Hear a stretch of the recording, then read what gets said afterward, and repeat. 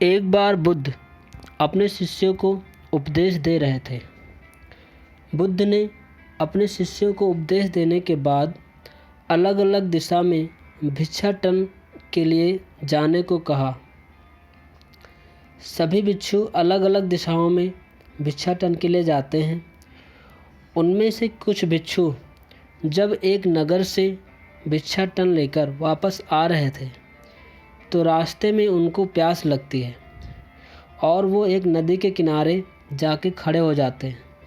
जब वो वहाँ पहुँचते हैं तो वो देखते हैं कि एक स्त्री उसमें स्नान कर रही है और उनके देखते ही देखते वह स्त्री नदी में डूबने लगती है।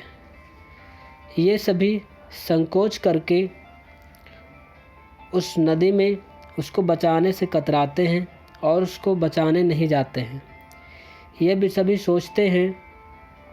भिक्षु सोचते हैं अगर हम उस स्त्री को स्पर्श करेंगे तो हमारा ब्रह्मचर्य नष्ट हो जाएगा। उधर वह स्त्री बचाओ बचाओ कह के चिल्लाती है, लेकिन ये सभी भिक्षु देखते रहते हैं।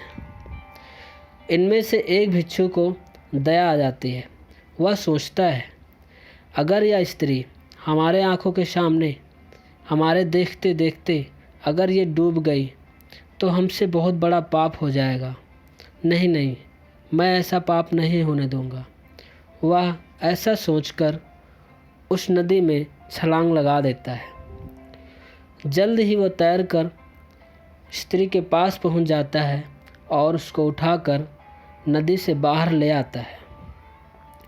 यह सब देख बाकी भिक्षु उसको भला बुरा कहते हैं। वह स्त्री धन्यवाद कह के वहाँ से चली जाती है, लेकिन ये भिक्षु जो देख रहे थे बाहर खड़े होकर के, ये उस बचाने वाले भिक्षु को बहुत ही अपमानित करते हैं और उसको कहते हैं तुम्हारा ब्रह्मचर्य नष्ट हो गया है, तुमने उस स्त्री को स्पर्श कर लिया है, इसलिए हम सभी चलकर बुद्ध से तुम्हारी शिकायत करेंगे।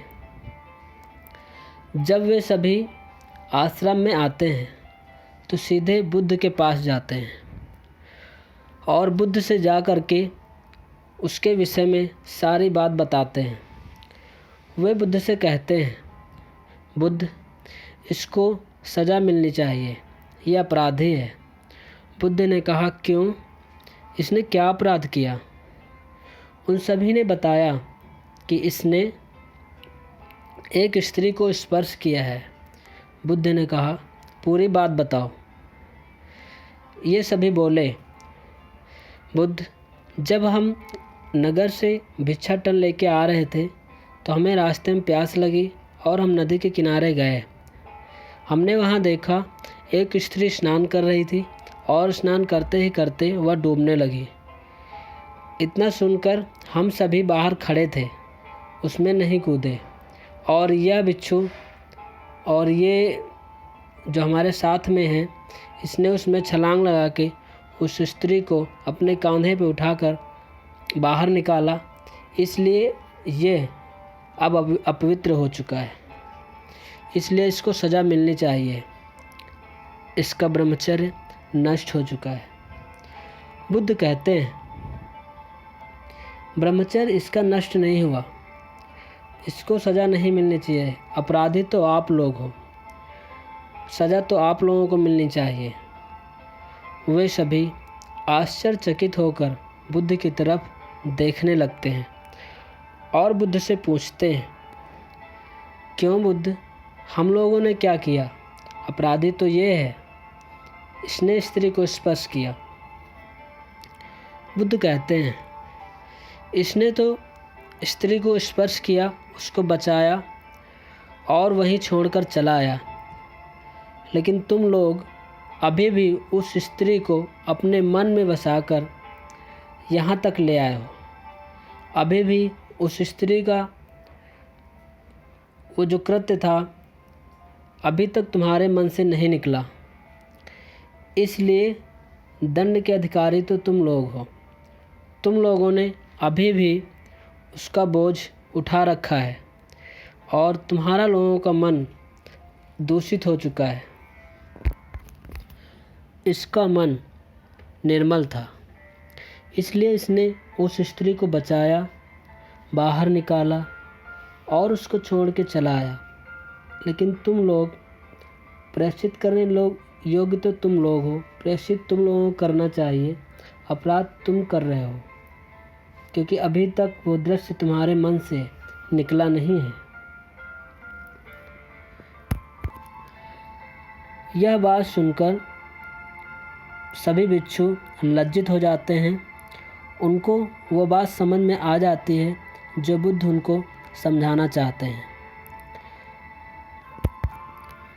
बुद्ध कहते हैं, शरीर से हम कितना भी अच्छा कार्य कर लें, कितना ही कठोर तप कर लें, परंतु यदि हमारा मन स्वच्छ नहीं है, मन की भावना ठीक नहीं है, तो अच्छे कार्यों का परिणाम भी बुरा ही हो जाता है, क्योंकि सभी कार्य मन से संचालित होते हैं।